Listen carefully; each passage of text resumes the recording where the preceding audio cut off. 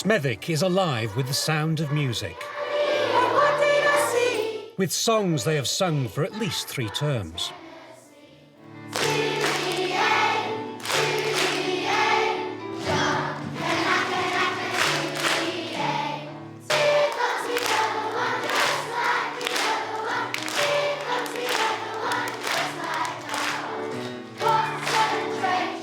This is a musical story of a school raising standards and improving behaviour through songs and games.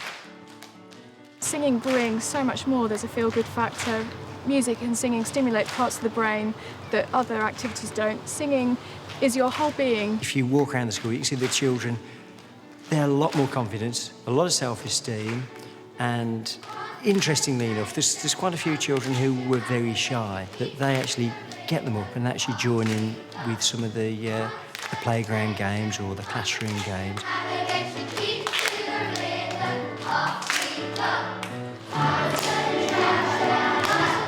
It's all part of a project called Singing Games, a unique initiative to bring back the days when children wanted to skip, jump and sing together.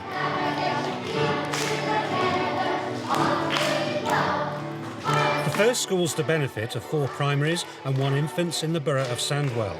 They include the Devonshire Junior School in Smethwick.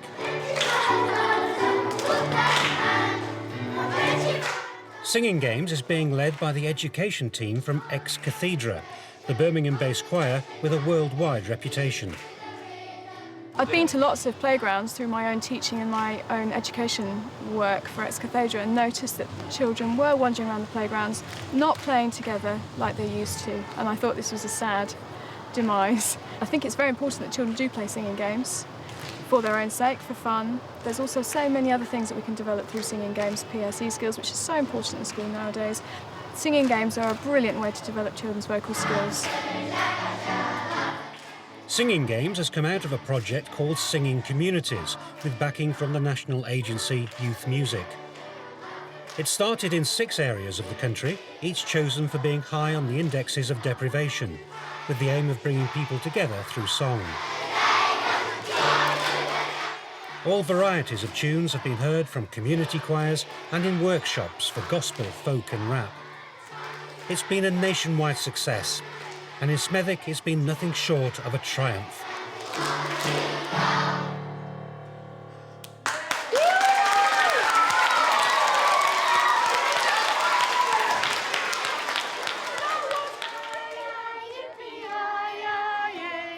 Singing just became part and parcel of the school. It wasn't seen as just an elitist activity that only the best singers could take part in the project. It was for absolutely everybody. They just pick it up because the songs we're doing are so interactive and involving everybody in a really fun way. I think children just pick it up really, really easily. When you read, you begin with ABC.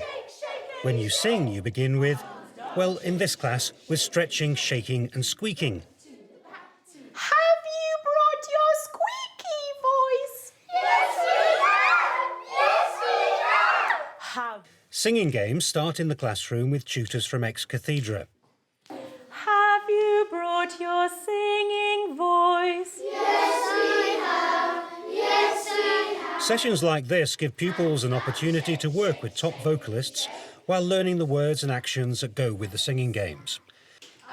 But the benefits go beyond that. There are several children in the class whose English is 3rd or 4th language, for example. So, because it's repetitive, it does help them with their English as well. So it gives them confidence to speak and confidence to interact with other children. And you enjoy it as well? Oh yeah. Well, they always like it when I make a mistake. Let's put it that way. What about the totally uncoordinated and tone deaf? It doesn't really matter because the idea is that they're learning as they do these sessions. They're learning in the playground. They're learning with their peers. You can see the development of those children. It's not like they get left alone if they're finding it difficult. The children give them a chance. We give them a chance. Pupils take what they learn in the classroom onto the playground. At Devonshire Juniors, singing games soon became one of their favourite things. It's a lot of fun and loads of children could join in with it, and when and especially when year 3 kids have just started school as well, then they can come and they can take part, and then they don't feel so left out. Do you ever go home and do it? Do you do it in the living room? Yes. I bet your mum's pleased, isn't she? Yes. Does she join in, your mum? Sometimes. Get off. Does she really? Yes. Well, I think singing games helps children get used to working in groups, and it also gives them the opportunity to make friends. Has it helped you? It helped me to not feel so embarrassed to work with other children, and it takes quite a lot to organise to get lots of people to do it, but then after a bit they all just come in and join anyway. They all join in. Why do they join in? Because they probably just think that it's going to be fun to do lots of different games. My favourite has to be 4 White Horses. 4 white horses, hey, hey, hey, up tomorrow is a rainy day. Come along with shadow play is a ripe banana. Up tomorrow is a rainy day. That looks really difficult. How long does it take to learn that? Well, about a couple of days, really. You really have to concentrate for that, don't you? Yeah. What happens if it goes wrong? Do you slap someone in the face? Yeah, probably. The songs themselves have come from the children or their families. We went to different playgrounds, learnt the songs from different children and shared them amongst different playgrounds, asked children to find out their own songs, singing games from their own parents, grandparents, cousins. But particularly the clapping songs and some of the skipping chants, they came from either parents or other children. And we found, even in the 5 schools that we visited throughout the course of the project, that we were hearing quite a few of the same skipping and clapping chants, but they were slightly modified.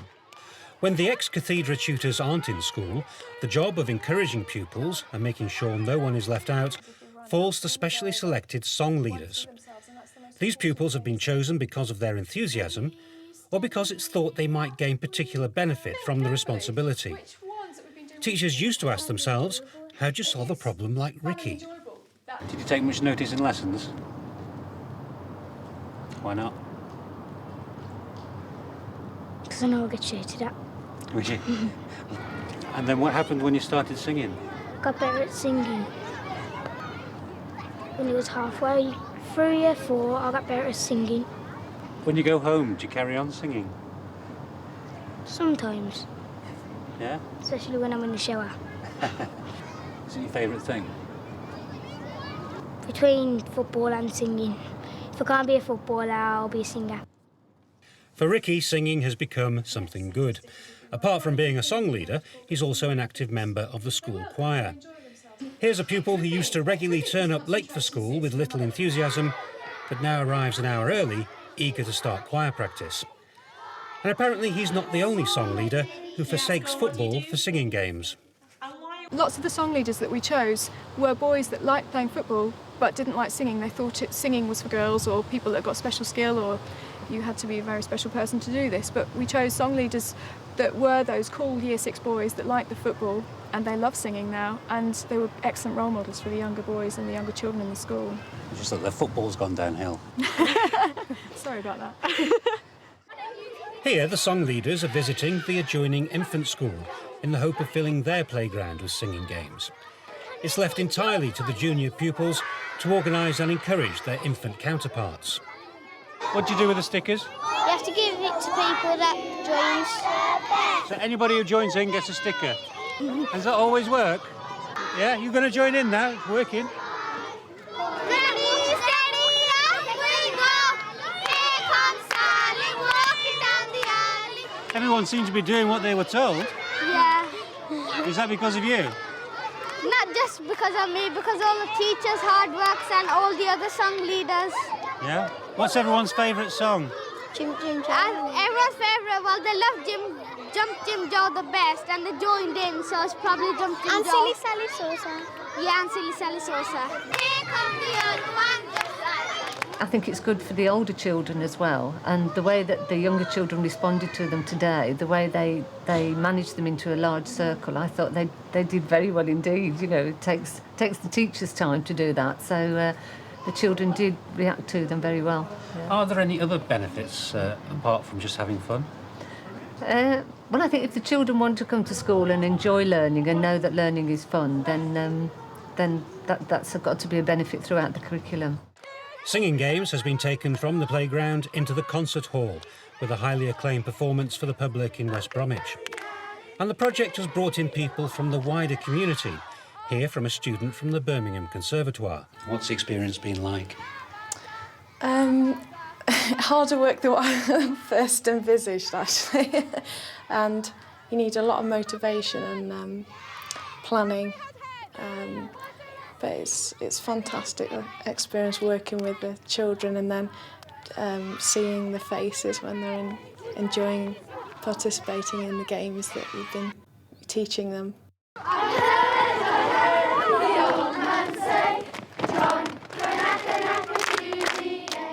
The Singing Communities project has been run nationwide with funds from Youth Music and support from youngchoirs.net and the extended schooling organisation Continue. When the funding ends, it won't be so long farewell for Singing Games.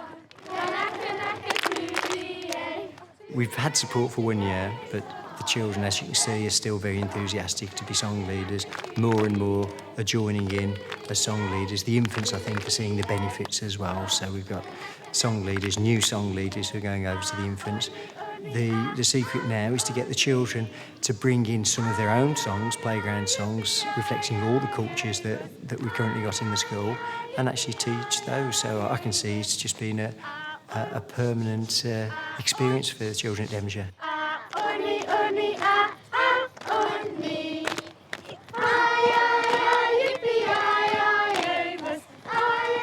The year threes will move up and become song leaders eventually. Obviously, we will lose song leaders every year as they move up to secondary school. But the idea is that the sustainability of the project will just keep the song leaders going. That's the point, isn't it? Yes. That's presumably it won't carry on into the secondary school playgrounds, or will it? We hope it might. That's the next step. That means potentially pupils could be taking part in Singing Games until they're 16, going on 17.